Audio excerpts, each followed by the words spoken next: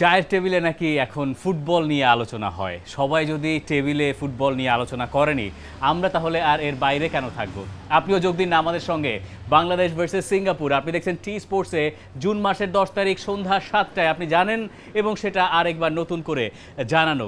এমন ফুটবলের অবস্থা আসলে সবশেষ আমরা কবে কি দেখলাম? মানে বাংলাদেশে কোনো ম্যাচ নিয়ে মনে হয় রিসেন্ট টাইমসে এরকম অবস্থা আমরা এটা ওয়ার্ল্ড কাপ ফুটবল মনে হচ্ছে না? বাংলাদেশের জন্য তো এটাই ওয়ার্ল্ড কাপ। হ্যাঁ, অনেকটা তাই। আপনি যদি দেখেন যে লাস্ট ম্যাচটা যদি দেখেন, ভুটানের সাথে যে ম্যাচটা খেললো, এরকম ম্যাচের ভাইব আমরা আসলে আমাদের জন্মে দেখি নাই। আমরা শুনেছি এতদিন, আপনিও দেখেন না আপনার জন্য। এটা তো একটু বেশি হয়ে গেল না? বেশি না, মানুষের মধ্যে এই যে ক্রেজ এবং গেট ভেঙে ঢোকা আপনি দেখছি আমরা, কিন্তু ওই যে গেট ভেঙে আপনি সেদিন যেটা হলো, আমি বাইরে ছিলাম ওই সময়, ম্যাচ শুরু হয়ে গেছে কিন্তু এত লম্বা লাইন, মানে মেইন রোডে উঠে গেছে সাপের মতো একদম প্যাঁচায় প্যাঁচায় লাইন। তো মানুষ দেখছে যে ম্যাচ শুরু হয়ে গেছে, ভেতর থেকে যখন একটা জোরে চিৎকার হলো, তখন বাইরের মানুষগুলো ভাবছে যে ম্যাচ তো শুরু হয়ে গেছে, কি জানে কি হচ্ছে ভেতরে। ওরা গেটের মানে ধাক্কা দিয়ে ভেঙে হুড় হুড় করে সব ভিতরে ঢুকে গেল। এটা আমি দেখি নাই আমার জন্য। আমি এই বিষয়গুলোর কথা বলছি যে এটা অবশ্যই বেশি না, এবং এই সিনারিওগুলো দেখি শুনেছি গল্পে যে একটা সময় আবাহনী মোহামেডান যখন খেলতো, তখন অনেক ছোট ছিলাম ওই সময়, গল্পগুলো তখন শুনতাম যে তখন মারামারি হতো, গেট ভেঙে মানুষ ভেতরে ঢুকতো, ওয়াল টপকায় হচ্ছে ভেতরে ঢুকে যেত, খেলা দেখতো, এগুলো গল্প শুনছিলাম। বাট ওই দিন তখন আমার সামনে তখন মনে হচ্ছিল যে যেটা শুনছি গল্প, আজকে মনে হয় এটা দেখতে পাচ্ছি পরিস্থিতি কন্ট্রোলে। আচ্ছা, স্টেডিয়ামের গেট তো গতবার কোপা আমেরিকাতেও ভাঙা, মানে ইট হ্যাপেন্স, যখন ফুটবলে উন্মাদনা অনেক বাড়ে, ইট হ্যাপেন্স, রাইট? সিঙ্গাপুর ম্যাচে তো হচ্ছে কি আরো মানে দর্শক হচ্ছে কি আছড়ে পড়া যেটা বলে না, সেই আছড়ে পড়বে। ইনফ্যাক্ট আপনার আমি দেখছিলাম কিছু মানে ফুটবলের সাপোর্টার যারা, তারা ওই কালচারটা গ্রো করতে চায়, যে ধরেন টিম বাস যখন ঢুকবে স্টেডিয়াম, রিয়াল মাদ্রিদের মতো এক্স্যাক্টলি। ইনফ্যাক্ট হচ্ছে গিয়ে ঘোড়াও ভাড়া করা হচ্ছে, রেডি করা হচ্ছে। হ্যাঁ, আমি দেখলাম শুনছি, এটা আসলে 10 তারিখে আলটিমেটলি আমরা বুঝতে পারবো। বাট হচ্ছে ওই যে টিম বাসের সামনে দিয়ে ওই রকম করে তারা টিমকে নিয়ে স্টেডিয়াম অ্যারেনার ভেতর ঢুকতে চায়। আপনি খালি ভাবেন মানে এইটা যদি হয়, মানে ভিজুয়ালি জিনিসটা, মানে ইমোশন, ফুটবল ওই দিন 10 তারিখ পিক। এই সব কিছু মিলে আমেজটা এখন এমন চূড়ায় পৌঁছেছে যে এই ম্যাচটা এখন মনে হচ্ছে যে মোর দ্যান আ ম্যাচ। কিন্তু মোর দ্যান আ ম্যাচ তো বাংলাদেশের ফুটবলারদের কখনো কখনো ভোগায়। চাপে পড়ে যাওয়ার জিনিসটা আছে, তবে এখন এই দলটা না চাপটাকে আমার মনে হয় নিতে জানে তারা। হ্যাঁ, যখন আপনার দলে হামজা, সমিত সোম, এই যে দেখেন বাংলাদেশে এখন যে ফুটবলের একটা ক্রেজ উঠেছে, এটার পেছন ডেফিনেটলি হামজা, সমিত সোম, ফাহমিদুল, তাদের আশাটা, এবং বাংলাদেশ ইন্ডিয়ার মাঠে যে আপনার ড্র করলো, ওটার হচ্ছে কি আপনার একটা রেশ কিন্তু আছে এই ক্রেজটা উঠার, বা হচ্ছে এই সবাই যে আলোচনা করছে, এখানে দুইটা জিনিসই কাজ করছে। 2013-এর সময় যখন জামাল ভুঁইয়া আসছেন, তখন বাংলাদেশের একটা অনেক ধরনের চড়াই উতরাই গেছে। 2 বছরের একটা নির্বাসনের পিরিয়ড ছিল। সেই সময় তো বাংলাদেশের ফুটবল নিয়ে কেউ আশা ভরসাও করতো না। 2019 সালের একটা ছবি, ভুটানের সঙ্গে আমরা ম্যাচে দেখেছি জাতীয় স্টেডিয়াম ফাঁকা, মাঝখানে আপনি ওই মাঠে ছিলেন, মানে এবং মানে ইউ সি দ্য চেঞ্জ, যে মার্চ মাসে ইন্ডিয়াকে ঠেকায় দেয়া গেল শিলংয়ের মাঠে। তারপর জিনিসটা সাস্টেইন করে গেছে। ওই যে এক্সপেকটেশন, ওই ফুটবলারদের নিয়ে যে এক্সাইটমেন্টটা, সেটার সঙ্গে সমিত সোম আসলেন, কিউবা মিচেল পরে আসবেন, এই এক্সপেকটেশনটা এখন যে পর্যায়ে পৌঁছেছে, আপনি খারাপ সময়টা পার করে আসছেন বলেই এখন আপনি ভালো সময় থেকে ভালো কিছু এক্সপেক্ট করতে পারতেছেন। সবচেয়ে বেশি ক্রেজটা তৈরি হলো হামজা চৌধুরীকে যখন দলে আসছে না, আমরা মাঠে যাচ্ছি রেগুলার, তার সম্পর্কে খোঁজ খবর নিচ্ছি বাফুফেতে, যে সে কি পাসপোর্ট হলো কিনা তার, বা ফিফা তাকে অনুমোদন দিল কিনা, এই যে তাকে নিয়ে টুকটাক কথাবার্তা শুরু হলো, তখন থেকে মানুষের আগ্রহটা নতুন করে তৈরি হলো যে হামজার মতো ফুটবলার বাংলাদেশে আসবে। একটা মানুষ বিশ্বাস করছিল না। আমরা যখন নিউজ করছি, হামজার সঙ্গে যখন কথাবার্তা, আমি তো বলেই দিয়েছিলাম যে হামজা যতদিন বাংলাদেশের জার্সি গায়ে চাপাবেন না, আমি বিশ্বাসই করব না। মানে এত দোলা চলে গেছে, মানে কোনবার আমাদের তো শোয়ের একটা কমেন্টস নিয়ে পড়া হচ্ছে, মানুষজন সেটাকে অন্যভাবে ব্যক্ত করলো যে সত্যি আমি বলে দিয়েছিলাম যে এটা আপাতত সম্ভব না, মার্চ উইন্ডোতেও হচ্ছে না, কারণ তখন আমাদের কাছে এটাই আপডেট ছিল। ফিফার লাস্ট যে মেইলটা এসেছিল, তখন তো আমরা ওইটাই জানতাম, ফিফারও নতুন করে হচ্ছে ইনফরমেশন জানতে চেয়েছে। এরপর তো হচ্ছে গিয়ে হয়ে গেল। এরপর যখন হলো, তখন বিষয়টা হচ্ছে যে তখন মানুষের মনে হলো কি স্বপ্ন ভাঙলো, মানে একটা স্বপ্ন দেখছিল, স্বপ্নটা সত্যি হবে কিনা। এবং হামজা যখন অনুমোদনটা পেয়ে গেল, ফিফা যখন বলে যার কোনো সমস্যা নেই, ফুটবল ফেডারেশন সেটা ডিক্লেয়ার করলো, তখন মানুষ নতুন করে একটা আগ্রহ তৈরি হলো। এবং হামজা যখন ফার্স্ট ম্যাচটা খেললো, ওই ম্যাচে বাংলাদেশ গোল পায়নি, অনেকগুলো গোল পায়নি, কিন্তু ভালো কিছু চান্স ক্রিয়েট করেছে, দুর্দান্ত খেলেছে। শুধু গোলটা পাওয়া হয়নি, জয়টা পাওয়া হয়নি বাংলাদেশ, বাদবাকি সবই করেছে। এই যে ফুটবলের প্রতি নতুন করে একটা, এর আগে আপনি যেটা বলেছিলেন একমত আপনার সাথে যে অনেক সময় স্টেডিয়ামে মানুষ দেখেছি, কিন্তু এটা ওই একটা ম্যাচকে কিন্তু আমরা জানতাম যে এই ম্যাচের পর আবার সেটা ওই যে ক্রেজটা অনেক উপরে উঠেছে, পারদটা অনেক উপরে উঠেছে, নেমে গেছে। কিন্তু হামজা যখন থেকে বাংলাদেশ দলের সাথে যুক্ত হয়ে গেল তখন থেকে এটার কিন্তু নামেনি কখনো। এরপরে ইন্ডিয়ার সাথে ম্যাচটা দুর্দান্ত খেললো, বেড়েছে। যখন সিঙ্গাপুরের সঙ্গে ঘরের মাঠ হবে, এই ম্যাচটা অনেক আগে থেকে মানুষের আগ্রহ। আমাকে আপনি বিশ্বাস করবেন না, যখন ইন্ডিয়ার সাথে ম্যাচটা শেষ হলো এরপর থেকে অনেকেই টিকিট চাওয়া শুরু করেছে, ভাই ওই ম্যাচে কিন্তু টিকিট চাই। আপনি কিন্তু না, টিকিট আমি পাইনি এবং তারা এখনো আমাকে খুঁজছেন, রেগুলার ফোন দিচ্ছেন, ভাই যদি কোনোভাবে টিকিট চাই। আমি এড়িয়ে যাচ্ছি না। আমরা যদি একটু সামনের দিকে যাই, মানে যেটা নিয়ে অনেক আলোচনা, সিঙ্গাপুর। আমার কাছে মনে হয় যে কাকতাল আসলে কাকে বলে? হ্যাঁ, কাকতাল বোধহয় এটাকে বলে যে ৭১-এ আমরা যখন স্বাধীন হলাম, তারপরে আমাদের ফার্স্ট ইন্টারন্যাশনাল ম্যাচ জেতা সিঙ্গাপুরের এগেনস্টে। ঘটনাক্রমে যখন আমাদের ফুটবলটা নতুন করে আবার পুনর্জন্ম হচ্ছে, আমরা বলছি সে সময় বাংলাদেশে ঘরের মাঠে প্রথম ম্যাচ ওই সিঙ্গাপুরের সঙ্গে, এবং ইন্টারেস্টিংলি ওই মাঠে কি কি অদ্ভুত কাকতাল। এখান থেকে ওই জয়টাই যদি, যেটা ৭৩ সালে পাওয়া গেল, সেই জয়টা যদি বাংলাদেশ পেয়ে যায় সিঙ্গাপুরের সঙ্গে, বাংলাদেশের এই ফুটবল আর পেছনে যাবে না আমার বিশ্বাস। ওই যে দেখেন, মাঠের পারফরমেন্স, গ্ল্যামার আপনার যতই আসুক, আপনার মাঠের পারফরমেন্সটা না থাকলে কিন্তু এই গ্ল্যামার বেশি দিন থাকবে না। মানে বাইরের এই চাকচিক্য, এখন মনে করেন আমরা প্রত্যেক দিন ফুটবল ফেডারেশনের সোশ্যাল মিডিয়া প্ল্যাটফর্মে আমরা দেখি মানে নতুন নতুন স্পন্সর যোগ হচ্ছে, মানে কো স্পন্সর আমি দেখলাম অনেকগুলো এখন বাংলাদেশ ন্যাশনাল টিমের। মাঠের খেলাটা তো খেলতে হবে। সিঙ্গাপুরকে সামনে পাওয়া গেছে, মানে ব্যাপারটা কাকতাল মানে পুরোপুরি। না হলে হচ্ছে আপনি এখন ম্যাচটা খেলছেন সেটা হচ্ছে সিঙ্গাপুরের সাথে, যে সিঙ্গাপুরের সাথে আপনি ৭৩ সালে জিতেছিলেন।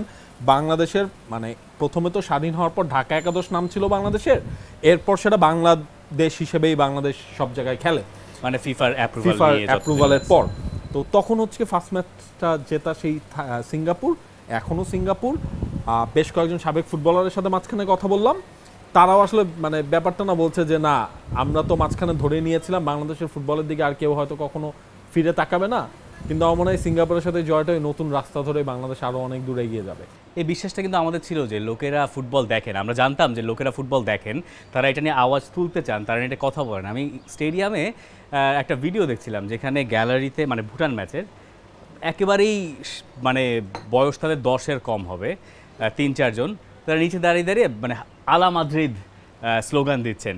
তারা এটা দেখে অভ্যস্ত, তারা এতদিন এটাই দেখতে চাইছিলেন, তারা একটা সাপোর্ট দেওয়ার জায়গা খুঁজছিলেন। তারা হয়তো এখানে আলা মাদ্রিদ প্রথম দিন গিয়ে বলেছেন, যখন তারা জানবেন যে এখানে বাংলাদেশ নিয়ে স্লোগান দেওয়া যায়, হ্যাঁ এখানে ভুয়া স্লোগানও দেওয়া যায় অপোনেন্টকে, তখন তারা ওই স্লোগানই দেবেন। তাদের ওই ক্ষেত্রটা এতদিন ছিল না। জাতীয় স্টেডিয়ামে এই ম্যাচটা আসলে একটা বড় ক্রাউডের জন্য প্রথম ম্যাচ। যারা এর আগে কখনো ন্যাশনাল স্টেডিয়ামে বলেন বা বড় কোনো স্টেডিয়ামে বাংলাদেশের খেলা এক্সপিরিয়েন্স করেনি, তারা রাত 1টা থেকে 3টা 4টা পর্যন্ত রিয়াল মাদ্রিদ বার্সেলোনা খেলা দেখে অভ্যস্ত। কিন্তু খেলাটা যে আসলে একটা নিজের যাবতীয় কাজ সেরে, দৈনন্দিন বিকালে কাজ সেরে ছুটির পর, অফিস হোক স্কুল কলেজ হোক, যাওয়ার পর যে খেলাটা একটা লাইফস্টাইলের অংশ, সেইটাকে তারা প্রথমবারের মতো এক্সপিরিয়েন্স করতে পেরেছেন এই জাতীয় স্টেডিয়ামে ভুটানের সঙ্গে ম্যাচে। চাঁদপুর থেকে লোকজন চলে এসছেন ম্যাচ দেখতে, তারা ম্যাচ দেখতে পারেন নাই, তারা স্টেডিয়ামের বাইরের পরবর্তীতে ঢুকে অ্যাটমসফিয়ারটা উপভোগ করার চেষ্টা করেছেন। সেটা অনেক কিছু বলে দেয় যে ফুটবলটা যে কখনো চলে যায় নাই। এই যে আলা মাদ্রিদটা যে চলো বাংলাদেশ হতে পারে ফুটবল স্টেডিয়ামে ঢোকে এবং তারা ভুয়া চিৎকার দিয়ে তাদেরকে ভরকে দিতে পারে, এই ফিলিংসটা যখন আপনার থাকবে না দর্শকদের মধ্যে, খেলোয়াড়দের মধ্যে একটা আলাদা রেসপন্সিবিলিটি থাকে। এবং আমার মনে হয়েছে শুধু ভারতের ম্যাচটা না, ভুটানের ম্যাচে যতই এটা ফ্রেন্ডলি হোক, যতই প্রস্তুতি ম্যাচ হোক, বাংলাদেশের প্লেয়ারটা অ্যাডেড রেসপন্সিবিলিটি নিয়ে খেলেছে ওই ম্যাচে। এই রেসপন্সিবিলিটি থাকতে হবে এখন সিঙ্গাপুর ম্যাচে। এখন এই যে আমরা ধরে নিচ্ছি যে আমরা সিঙ্গাপুরকে, মানে কেউ হয়তো ধরে নিতে পারেন যে সিঙ্গাপুরকে মধ্যে আমরা হারিয়ে দেবো, যেহেতু উৎসবের একটা ম্যাচ বলা হচ্ছে, কিন্তু ঘটনা তো আসলে এত মানে সহজ না।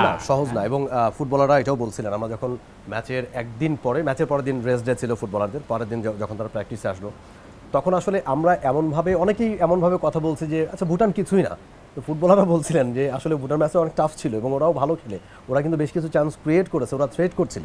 সো এটা সহজ ছিল না, কিন্তু ভালো খেলেছে বাংলাদেশ সেদিন, বেশ কিছু জায়গায় চমৎকার ফুটবল খেলেছে। ডিফেন্সে 2-একটা মিস্টেক ছিল, আমরা এটা নিয়েও কথা বলতে পারি যে খুব সিলি 2-একটা মিস্টেক ছিল।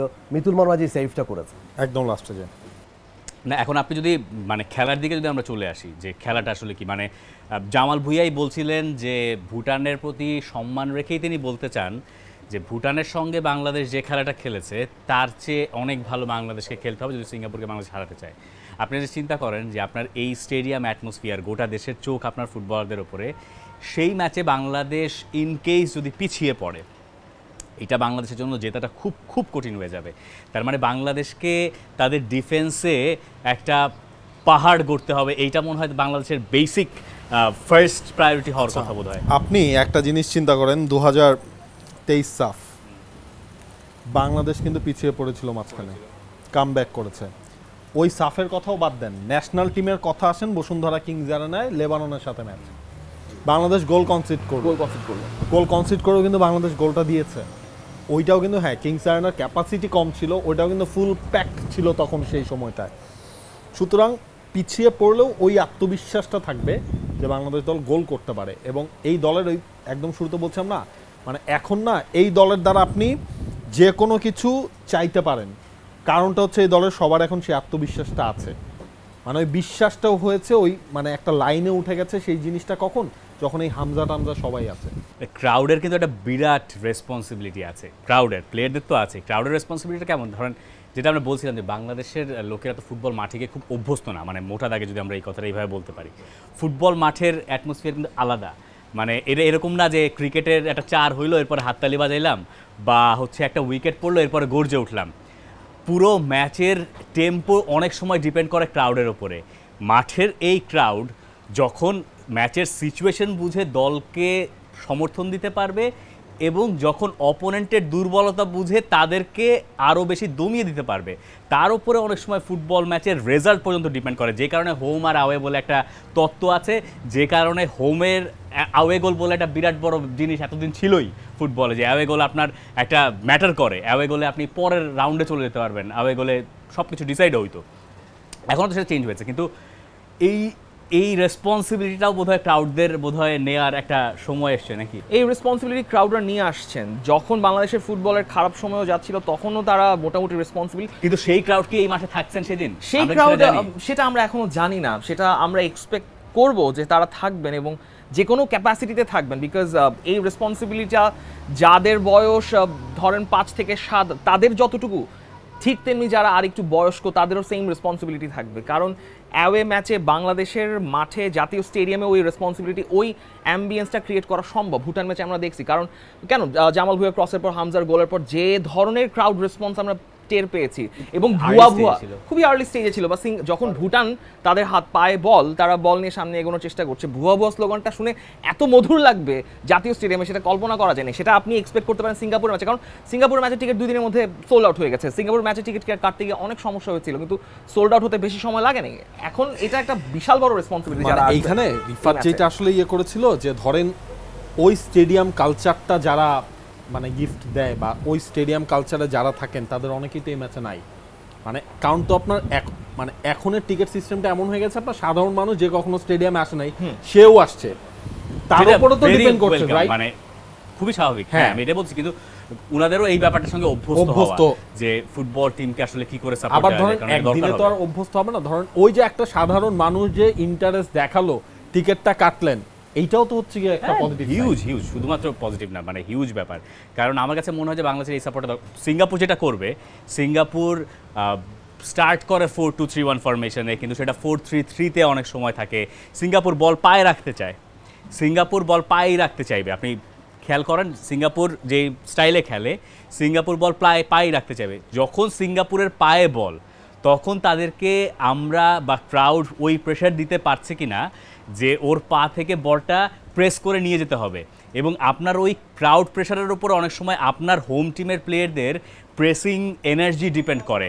মানে ইটস কমপ্লিট সায়েন্স, এবং হচ্ছে আপনি আরো ভালো বলতে পারবেন, মানে মানসিক সাইকোলজি এইভাবে ওয়ার্ক করে। কারণ আপনি খেয়াল করেন না, রাকিব যখন ওই ম্যাচে ভুটানের ম্যাচে রানগুলো দিচ্ছিলেন, রাকিবের প্রত্যেকটা রানের সঙ্গে কিন্তু মানুষের ক্রাউড রেসপন্স, এবং স্পেশালি ফাহমিদুল হচ্ছে তার ইতালিয়ান স্টাইলে চুল ব্যান্ড বেঁধে যখন একটার পর একটা রান মেক করে যাচ্ছিলেন, মানুষজন সেটা সাপোর্ট দিচ্ছে। কারণ football is not about, football is always about goals, কিন্তু football is more than that. যখন আপনি এক একটা রান নিয়ে বলটা উইন করতে যান, বা সাপোজ ধরেন আলামিনের ওই রানটা, আলামিনের রানের পর যখন গোলকিপার ভুল করে ওখানে অন্য ফ্ল্যাঙ্কে কার কাছে পাসটা গেছিল আমার মনে পড়ছে না, কিন্তু ওই রানগুলা বা ওই রানগুলোর সঙ্গে দর্শকদের রেসপন্সটা অনেক কিছু ম্যাটার করে প্রতিপক্ষকে।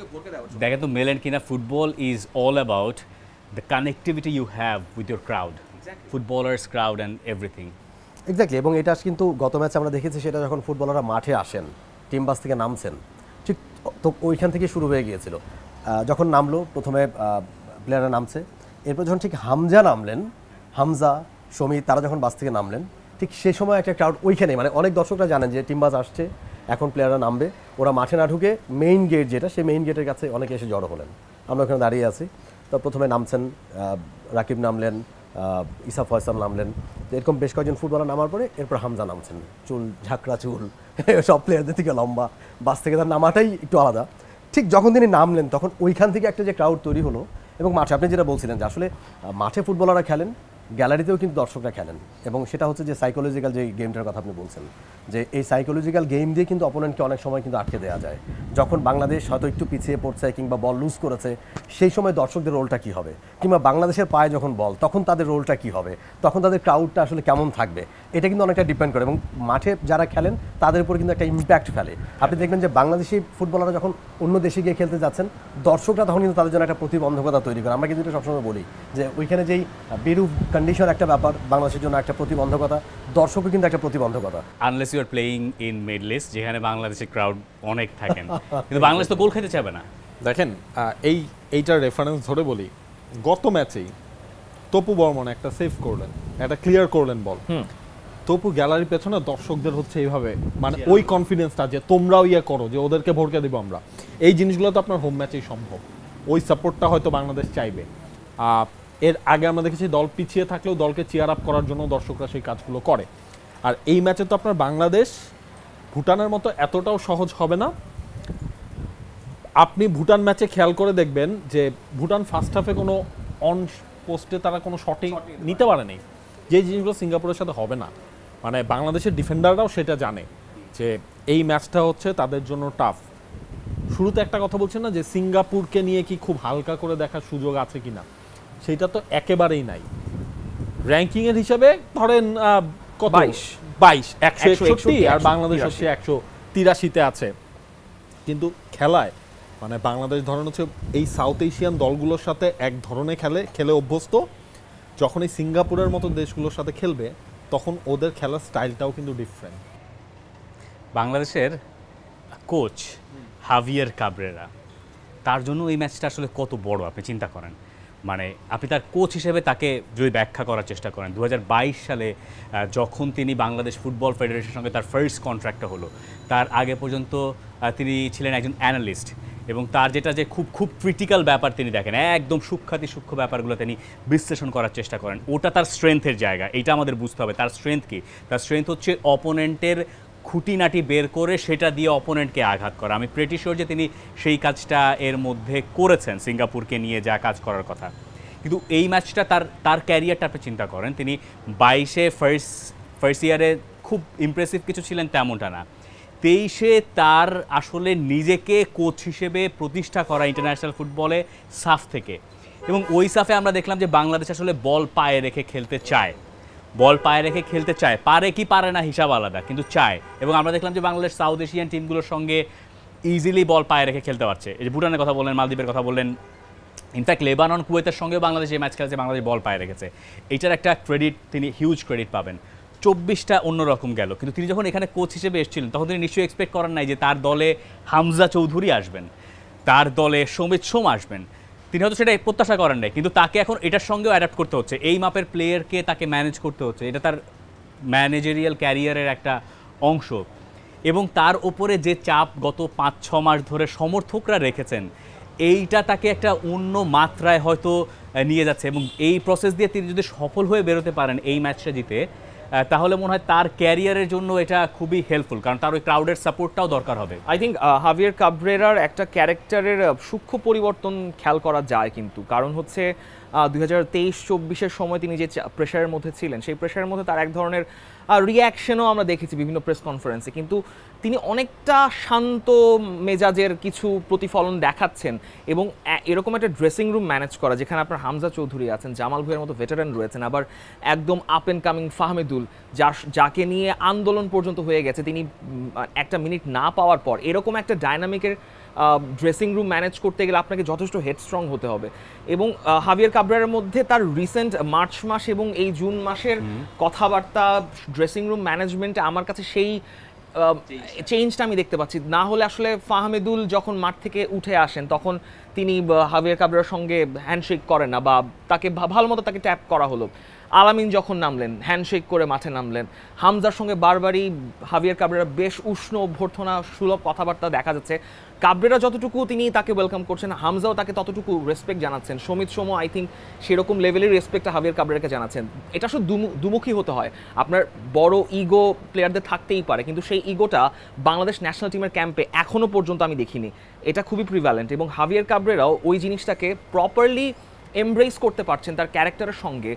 স্প্যানিশ ফুটবল, বাংলাদেশের কালচারটাকে মিলিয়ে তিনি যে ব্র্যান্ডটাকে এখন তার সামনে প্রেজেন্ট করার সুযোগ আছে, এরকম অপরচুনিটি তিনি পাবেন। অ্যান্ড এটাই তার লিটমাস টেস্ট গ্রাউন্ড সিঙ্গাপুরের ম্যাচটা। দেখেন এই জায়গায় এই হাভিয়ার কাবরেরার দুইটা জিনিস একটু খেয়াল করেন, মেলাতে পারবেন। এই হাভিয়ার কাবরেরাই যখন মাঠে তার দ্য গডফাদার টিফো আমরা দেখেছি, এই হাভিয়ার কাবরেরাকেই মুন্ডু পাতা আমরা দেখেছি ফাহমিদুলকে যখন দলে রাখা হলো না। একটা ঘটনা শোনেন, এই মালদ্বীপের সাথে ম্যাচটাই তো ধরা হচ্ছিল, মানে এর আগের কন্ট্রাক্টটা হাভিয়ার কাবরেরা লাস্ট ম্যাচ ছিল, নতুন করে কন্ট্রাক্ট নভেম্বরটা নতুন করে কন্ট্রাক্ট করা হবে কি হবে না এটা নিয়ে তখন একটা দোলা চলছিল। বাংলাদেশের ওই ড্রেসিং রুমটাকে কন্ট্রোল করতে পারা, ওই কোয়ালিটিটার জন্য না ফুটবলাররা বাফুফে প্রেসিডেন্টের কাছে যে তারা বলেছিল যে কেন তারা হাভিয়ার কাবরেরাকে চান। কারণ আপনি সে নভেম্বর থেকে মার্চ উইন্ডো সময়টা কিন্তু খুব কম ছিল। তারা বলেছে এখন নতুন যদি একজন কোচ আসেন, আমরা হাভিয়ার কাবরেরার এই স্টাইল অফ প্লের সাথে আমরা মানিয়ে নিয়েছি। যে প্রমাণটা 2024-এ বাংলাদেশ এত বড় বড় দলগুলোর সাথে খেলেছে, সেই প্রমাণটা হয়তো রেজাল্টের দিক থেকে বাংলাদেশ পায় নাই। কিন্তু বাংলাদেশের ওই ফুটবলাররা চেয়েছিল হাভিয়ার কাবরেরাকে অন্তত এই 6টা ম্যাচ, এই যে এশিয়ান কাপের 6টা ম্যাচ সেই পর্যন্ত যেন রাখা হয়। মানে হাভিয়ার কাবরেরার কিন্তু ওই ফুটবলারদের মনটাও তিনি জয় করেছেন। ফুটবলাররাও এখন বুঝতে পারছেন যে ফাইন, আমরা তো এই গতিতেই আগাচ্ছি, এই ফরম্যাটে আমরা ভালোই করছি। স্টাইল অফ প্লের কথা যখন আসে, বাংলাদেশের ফুটবল আপনাকে কি বিনোদন দিচ্ছে? আপনি কি বিনোদন পাচ্ছেন বাংলাদেশ জাতীয় দলের খেলা দেখে? অবভিয়াসলি, এতে কোনো সন্দেহ নাই। এবং এটার সবচেয়ে বড় প্রমাণ দর্শকরা। এর থেকে তো আর বড় প্রমাণ হয় না যে বিনোদন পাওয়া যাচ্ছে বিধায় কিন্তু দর্শকরা মাঠমুখী হয়েছেন। এবং ধাপে ধাপে আপনি দেখেন, আপনি সাফের কথা আমরা বারবার ঘুরে ফিরে আসছে 2023-এর সাফ, এবং সেই সাফেই কিন্তু বাংলাদেশ যে ফুটবলটা খেলেছে ভালো লাগার ফুটবল, যে আপনি বলছেন পায়ে বল রাখতে পেরেছে। এবং বাংলাদেশ যেই দলগুলোর সাথে এতদিন খেলতে ভয় পেত বা সহজেই হার মেনে নিত, সেই দলের সাথে কিন্তু বাংলাদেশ লড়াই করেছে, বলে পায়ে বল রেখে তাদের সাথে খেলেছে। ওইখান থেকে কিন্তু বাংলাদেশের এই যে ইউটার্নটা আমরা বলছি, যে সাম্প্রতিক সময় বাংলাদেশের ফুটবল এখন যে জায়গায় দাঁড়িয়ে আছে, শুরুটা কিন্তু হয়েছিল ওইখান থেকে।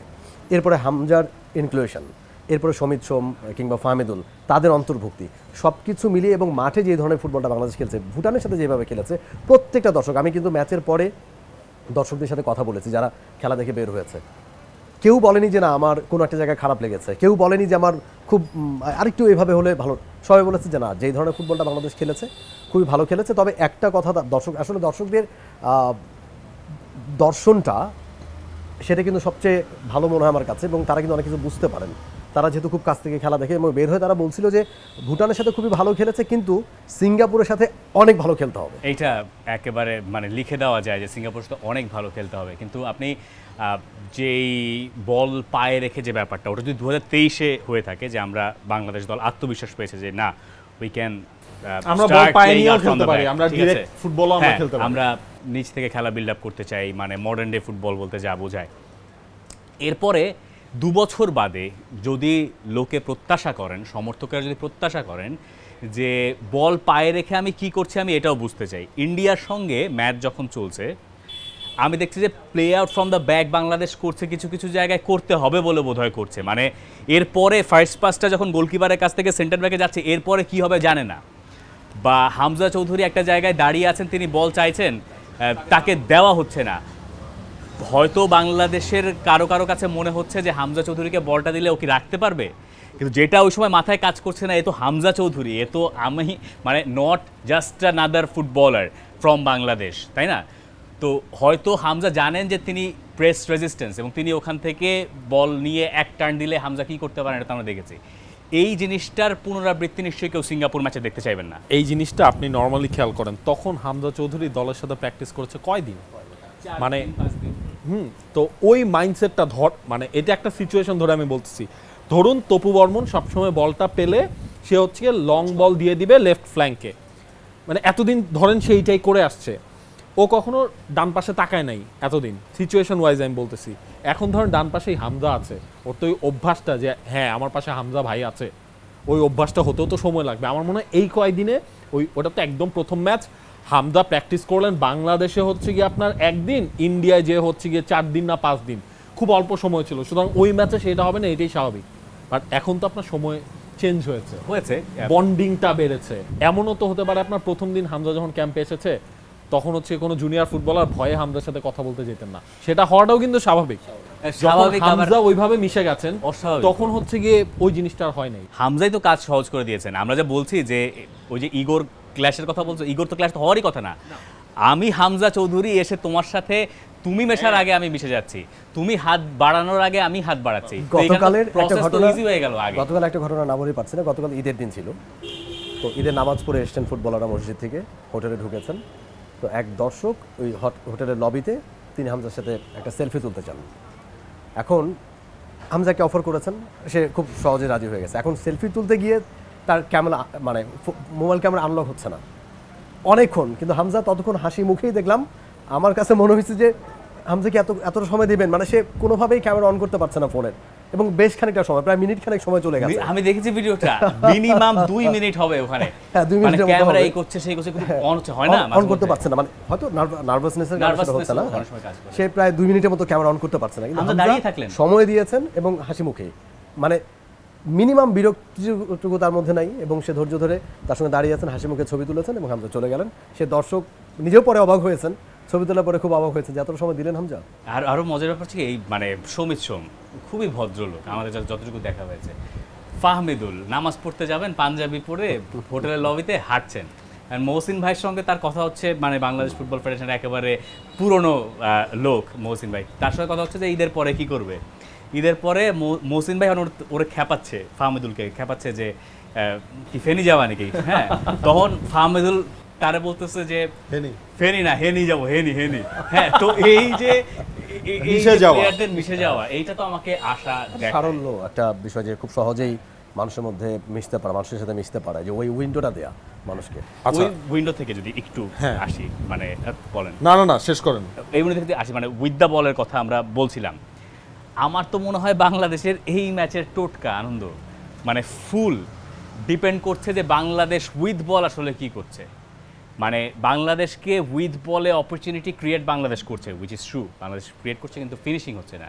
কিন্তু ওই যে নিচ থেকে খেলা বিল্ড আপের পর ফার্স্ট পাস বা সেকেন্ড পাসের পর বাংলাদেশ কি করছে, এটা খুবই ইম্পর্টেন্ট হয়ে যাচ্ছে না সিঙ্গাপুর ম্যাচে। এবং সেটা বাংলাদেশের মিডফিল্ডের মূল কনসার্ন হবে যে আপনার হাতে উইন্ডো অফ অপরচুনিটি খুবই কম, কারণ সিঙ্গাপুরের মিডফিল্ড উইল বি প্যাকড। আপনি মাঝ মাঠে বল লুজ করলে, যেটা আপনি কখনোই করতে চাইবেন না, মাঝ মাঠে বল লুজ করলে আপনি ওই সিঙ্গাপুরের একটাই আউট বল, ইকসান ফান্দির ফাঁদে বাংলাদেশ পড়লে ওই ফাঁদ থেকে ওঠা খুব কঠিন হয়ে যাবে। সো ধরেন পুরো ফার্স্ট হাফে প্রথম 20 মিনিট ম্যাচের টেম্পো গড়ে দিতে পারে যে আপনি হামজাকে কতটুকু অ্যাকুমুলেট করতে পারছেন তপু আর তারিকের মাঝখানে। আমরা এক্সপেক্ট করতে পারি তপু তারিক হয়তো স্টার্ট করবেন, এক্সপিরিয়েন্স ম্যাটার্স।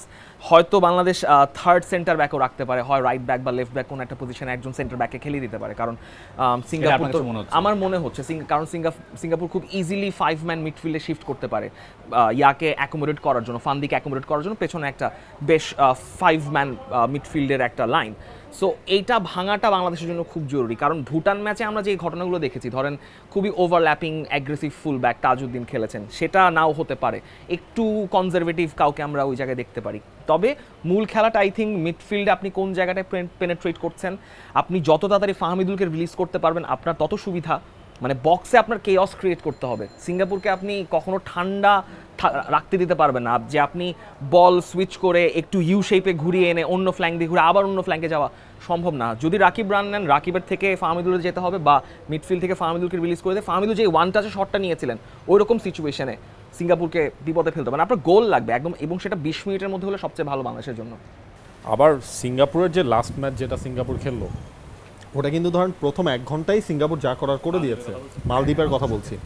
তো শেষ 30 মিনিট আপনি খেয়াল করলে দেখবেন মানে সিঙ্গাপুরের ডিফেন্ডিং লাইন কিন্তু অনেক শেকি ছিল, অনেক।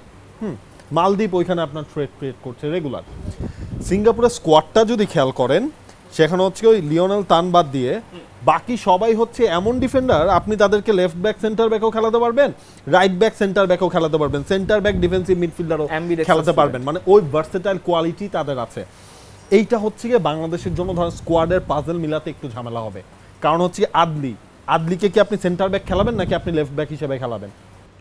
আমি যদি সিঙ্গাপুর টিমটায় আসি, মানে আমি এখন পর্যন্ত সিঙ্গাপুরের 2-3টা ম্যাচ দেখার পরে আমার যে আন্ডারস্ট্যান্ডিং হয়েছে সেটা হচ্ছে এরকম, দলটা খুবই ডাইনামিক অ্যাজ আমি বলতে চাচ্ছি যে এই দলটা খুব মডার্ন ফুটবল খেলে, এবং তাদের টেম্পো বল মানে খেলার যখন বল তাদের পায়ে, তাদের টেম্পো তারা মানে মিনিটের ভেতরে আপনার মনে হবে যে নাথিংস হ্যাপনিং রিয়েলি, কিন্তু পট করে আপনার মনে হবে যে আপনি বিপদে পড়ে গেছেন, এবং আপনি কোন জায়গা দিয়ে বিপদে পড়েছেন আপনি এটা বুঝতেও পারবেন না। এই যে মানে ফাস্ট তাদের চেঞ্জ করার ক্যাপাসিটি, এইটা তখনই আপনি পারেন যখন আপনার ফুটবলাররা টেকনিক্যালি অনেক বেশি অ্যাডভান্সড। এবং আমার কাছে মনে হয় হ্যাঁ, আমাদের হামজা সমিতরা তো আছেন, সেটা আমাদের অ্যাডভান্টেজ বাংলাদেশের জন্যে, কিন্তু বাংলাদেশের এই জায়গাতে এই যে পট করে টেম্পোটা উঠে গেল, তখন বাংলাদেশের ডিফেন্সকে এই ব্যাপারগুলো বা মিডফিল্ডকে এই ব্যাপারগুলো আসলে হ্যান্ডেল করতে পারতে হবে। থাইল্যান্ডের সাথে এই লাস্ট গেল বছর যখন হচ্ছে ওরা খেললো, একটা গোল আছে, সেই গোলটা দেখলে আপনারা বুঝতে পারবেন। গোলকিপার ডিরেক্ট একটা লং বল খেললো 2 সেন্টার ব্যাকের মাঝখানে, ওটা কি ফারিস রামলি ছিলেন? ফারিস রামলি মনে হয়েছিলেন, যিনি এখন হয়তোবা লেফট উইংয়ে তিনি স্টার্ট না করলেও গ্লেন তার জায়গায় পরে হয়তো তিনি নামবেন সেই জায়গাটা, কারণ ফারিস রামলির বয়সও আলটিমেটলি হয়ে গেছে। ফ্র্যাকশন অফ সেকেন্ডে ঘুরে তিনি হচ্ছে গোলটা করে দিলেন। জাস্ট আপনি খেয়াল করেন, মানে কয়েক সেকেন্ডের ব্যবধান, গোলকিপার লং বল একদম ডিরেক্ট ফেললেন প্রতিপক্ষের পেনাল্টি এরিয়ার সামনে, 2 সেন্টার ব্যাকের মাঝখান থেকে নিয়ে গোল, মানে কেউ কিছু বুঝে ওঠার আগেই।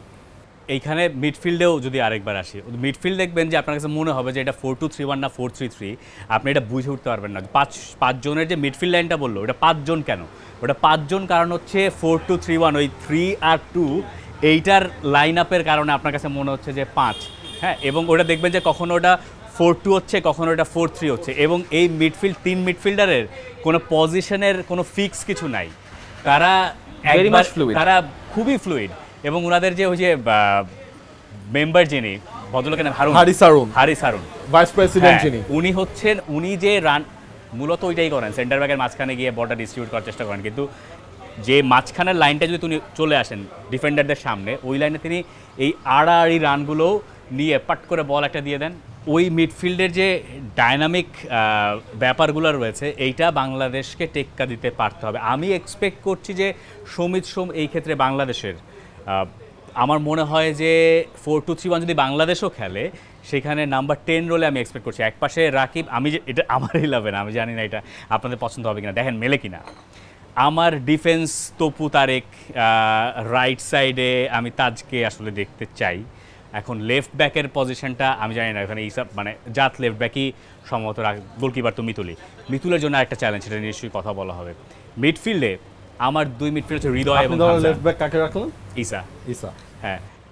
আমি রাখছি মিডফিল্ডে 4-2-3-1 মিডফিল্ডে রাখছি হামজা এবং হৃদয়কে, এবং আমি সামনে রাখছি সমিত সোমকে, রাইটে রাকিব, লেফটে হচ্ছে ফাহমিদুল, এবং আল আমিনকে আমি রাখছি স্ট্রাইকিং। কেন এটা একটু ব্যাখ্যা করি। সিঙ্গাপুরের খেলায় আপনি দেখবেন যে ওদের লেফট সেন্টার ব্যাক ওপরে ওঠে, সে বলটা প্লে করতে চায়, এবং আল আমিনকে ওইখানে প্রেস করতে পারতে হবে। আপনি রাকিব প্রেস করবেন না, রাকিব দেখবেন যে আগের ম্যাচে যতবার গেছেন ঘুরে ফিরে রাইট সাইডে চলে যাচ্ছেন, তো অভ্যাস, তো এটা চেঞ্জ করবেন কেন? তো উইঙ্গার খেলছে সারা জীবন। আল আমিনের ওই প্রেস, তাদের ওই ডিফেন্স, আপনি বলছিলেন না লাস্ট 30 মিনিটসে সে কি তাদের ডিফেন্স যে খুব একেবারে অটুট এরকমটাও না। এইখানে আমার মনে হয় আল আমিনের প্রেসিংটা কাজে দেবে। এটা হচ্ছে আমার 11, আমার মনে হয় যে এটাতে খুব ভালো জানেন নিশ্চয়ই, আমি তো জাস্ট আ ফ্যান। হ্যাঁ মিতুলের ঘটনাটা যেটা হয়েছিল, মিতুলের গেল পরশুদিন রাতে মিতুলের বড় ভাই হচ্ছে গিয়ে মারা গেছেন।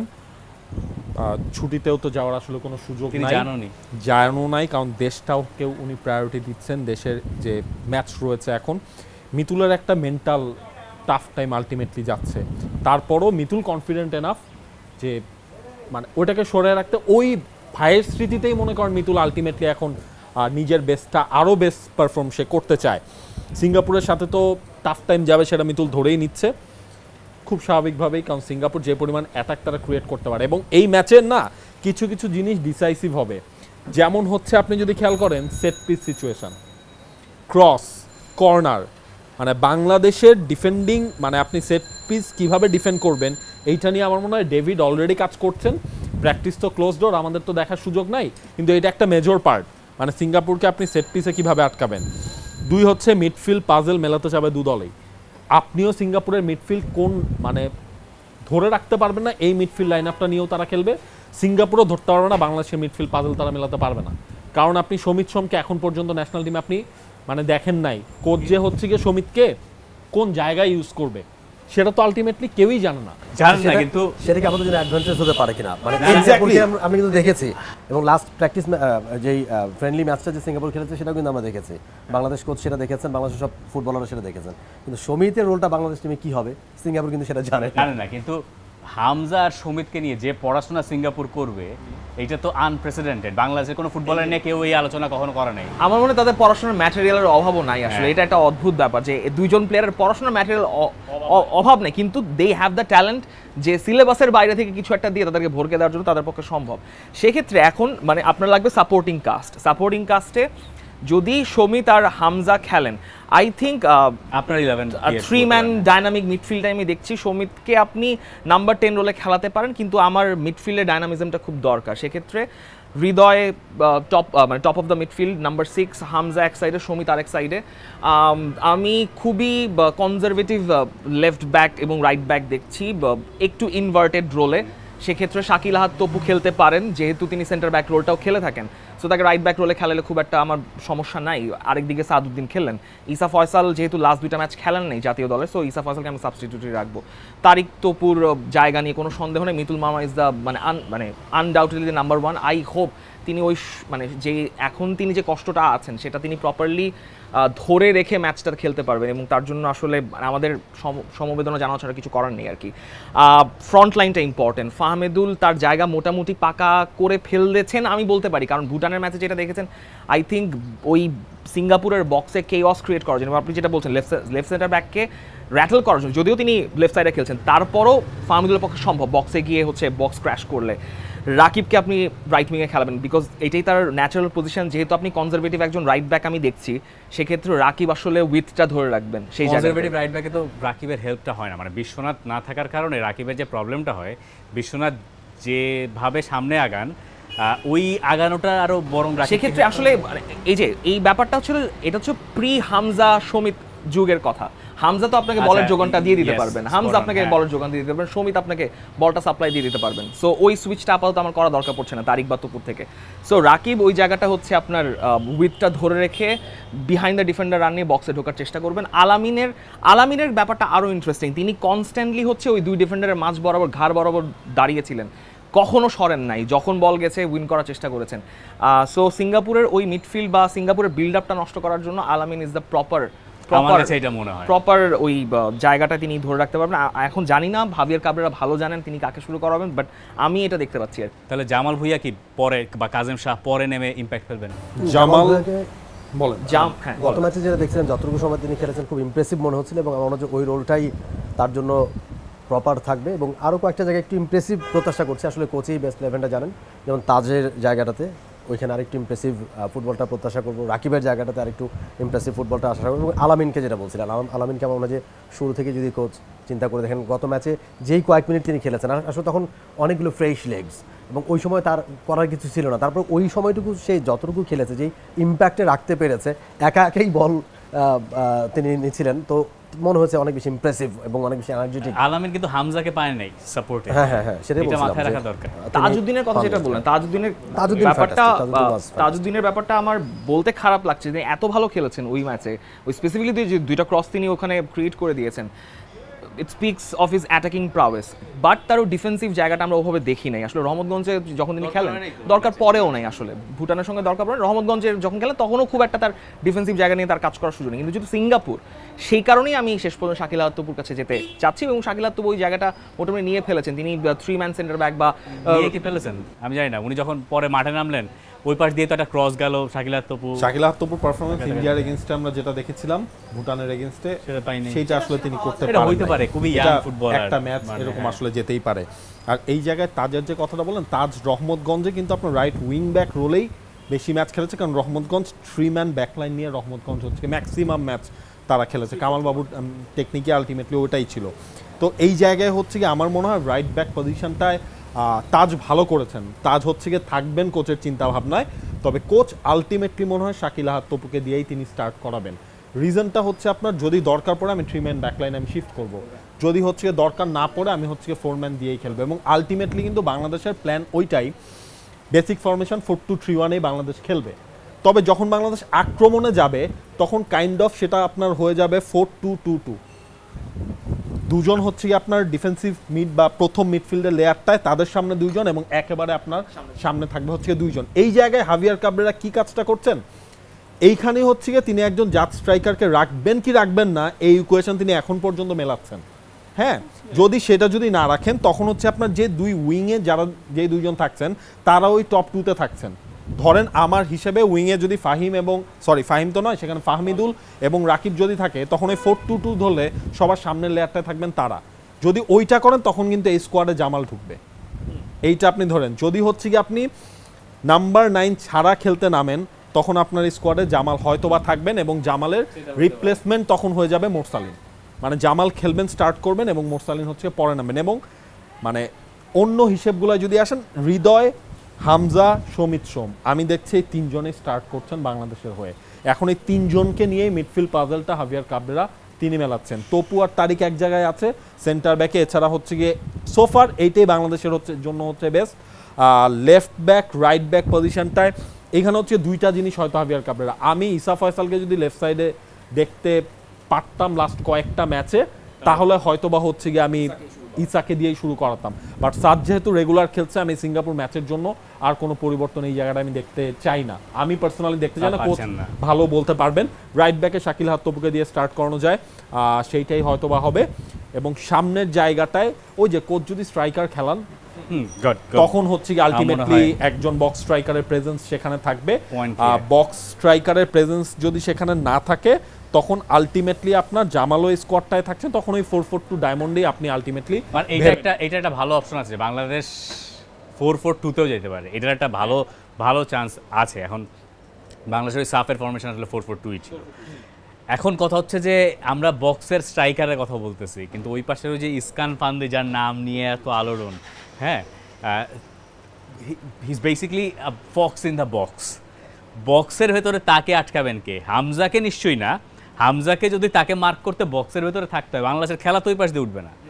এই কাজটা আলটিমেটলি বাংলাদেশের সেন্টার ব্যাকদেরই করতে হবে, যখন বাংলাদেশে পায় বল নাই সেই সময়। মানে it's kind of like Sunil Chhetri case. Sunil Chhetri header যেভাবে হামজা আটকিয়েছেন ওইরকম সিনারি আপনি দেখলেও দেখতে পারেন। এখন মার্ক কিভাবে কে কোথায় মার্কার হিসেবে থাকবেন, কে সেটলার থাকবেন, কে হচ্ছে পেছনে থাকবেন, ওইটা তো আমরা এখন বলতে পারছি না। বাট ইকসান ফান্দির মাথা বরাবর ওই প্রক্সিমিটিতে বল গেলে দেয়ার উইল বি ডেঞ্জার। কারণ লাস্ট 3টা গোলই তো হলো হেডে, ইকসান ফান্দির 2টা, আদিলের 1টা। সো আপনি জানেন না আসলে এই কেওসটা আসলে একটা জিনিস জানেন, এই সিঙ্গাপুর দলের কোচ যিনি ওগুরা 2010 বিশ্বকাপে জাপান যেবার আপনার গ্রুপ স্টেজ পার হলো, প্যারাগুয়ের কাছেই তো হচ্ছে গিয়ে যে রাউন্ড অফ 16-এ যে আলটিমেটলি তারা হারলো। গ্রুপ স্টেজে নেদারল্যান্ডস, ডেনমার্ক আর ক্যামেরুনের সাথে জিতলো।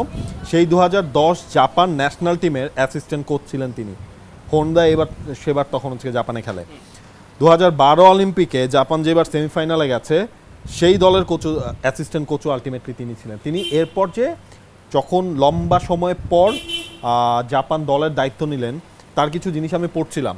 তিনি প্রথম ডাকে না যত সিনিয়র আছে সবাইকে সরিয়ে দিয়েছিলেন, আমি জুনিয়রদেরকে নিয়ে স্টার্ট করব। এরপর আস্তে আস্তে যে ইকসান ফান্দির কথা, ইকসান ফান্দি কিন্তু 1 বছরের মতো ইনজুরিতে ছিলেন, ইনজুরি কাটিয়ে তিনি ফিরলেন, যে কারণে আগের ম্যাচে হংকংয়ের সাথে খেলতে পারে নাই। মানে সব মিলিয়ে এই টিমটাও কিন্তু একটা সেটেল টিম, এবং সিঙ্গাপুর টিমের মানে আমি অবস্থা দেখলাম, মানে যেসব প্লেয়ার প্রত্যেকটাই কোয়ালিটি প্লেয়ার আমার কাছে মনে হচ্ছে, এবং ভার্সেটাইল প্লেয়ার। আপনি উইংয়ে যে দুইজনকে খেলাবেন দেখবেন হুট করে তারাও সুইচ করে ফেলেছে। বলছিলাম যে কারো কোনো ফিক্সড পজিশন নাই সামনের দিকে। আচ্ছা, এই তো গেল ম্যাচের আলাপ সালাপ সবকিছু। আমি একটা জিনিস নিয়ে একটু কনসার্ন হচ্ছে এই ম্যাচটাকে আমরা তো মানে উৎসবের একটা আবহ দেওয়া হচ্ছে বা বলাও হচ্ছে। ধরেন বাংলাদেশের প্লেয়াররা যখন মাঠে ঢুকে ড্রেসিং রুমে ওয়েট করবেন, ওই সময় যখন তারা শুনবেন যে স্টেডিয়ামে গান বাজছে, আয়োজন হচ্ছে, এটা আবার তাদের মানে মেন্টালিটিতে কোনো পরিবর্তন আনে কিনা, এটা আমার মনের মধ্যে একটু ভয় আছে যে এই আয়োজনটা তারা হোল্ড করতে পারবেন কিনা। অনেকে হার জিত তো থাকবে, এটা খুবই স্বাভাবিক, এবং যখন আপনি খেলতে নামবেন একটা দলই জিতবে, কখনো দুইটা দল একসাথে জিতে যায়, ডিফারেন্ট কেস। ড্র হলে বাংলাদেশের জন্য সেটব্যাক, আপনি ইন্ডিয়াকে হারাইতে পারেন নাই, আপনি সিঙ্গাপুরকেও হারাইতে পারলেন না, তাহলে আপনি তো মোটামুটি আসলে এশিয়ান কাপের থেকে ছিটকে গেলেন অনেকটুকু। বাংলাদেশের মাইন্ডসেট ছিটলেন না, কিন্তু ছিটকে যাওয়ার থাকবে 4টা, আমি ওইখান থেকেও ধরেন বাংলাদেশ এই ম্যাচের জন্য পয়েন্ট লুজ না করে, কিন্তু আপনি তো ইন্ডিয়ার সঙ্গে 2টা পয়েন্ট লুজ করছেন। এইটা হচ্ছে আপনার মাথায় রাখতে হবে যে আপনি ইন্ডিয়ার সঙ্গে 2টা পয়েন্ট লুজ করছেন। আপনি এইরকম আবার আপনি ওইভাবে বাংলাদেশ ওই ম্যাচটায় পয়েন্ট পায় নাই 3 পয়েন্ট, এইটাই হচ্ছে বাংলাদেশের আফসোস। বাট এটাকেও আপনি ধরে রাখেন এখনো কিন্তু বাংলাদেশ লাইনে আছে, 1 পয়েন্ট হচ্ছে বাংলাদেশ পেয়েছে। আমার কথা এই ম্যাচে হারা যাবে না, বাংলাদেশের সিঙ্গাপুরের সাথে হারা যাবে না, এটাই হচ্ছে কি আলটিমেটলি। খুবই ইন্টারেস্টিং যে অনেকে একসাথে কথা বললে এগুলো বের হয়। আপনার নিশ্চয়ই অনেক কিছু মাথায় গজগজ করছে, বলতে চান, আপনি অনেক কিছুর সঙ্গে আপনি অ্যাগ্রি করেছেন, অনেক কিছুর সঙ্গে আপনি একদমই দ্বিমত পোষণ করতে চাচ্ছেন। আপনার জন্য কমেন্ট বক্স খোলা আছে, প্রশংসা বাক্য, গালি বাক্য, ভালোবাসা, ঘৃণা, সব কিছুর জন্য ওপেন আছে আমাদের উইন্ডো। অনেক অনেক ধন্যবাদ যারা সঙ্গে ছিলেন এতক্ষণ। For more updates, subscribe to our YouTube channel and click on the bell icon. Follow us on Facebook and Instagram. Download T-Sports app to enjoy exciting games and highlights. Visit tsports.com.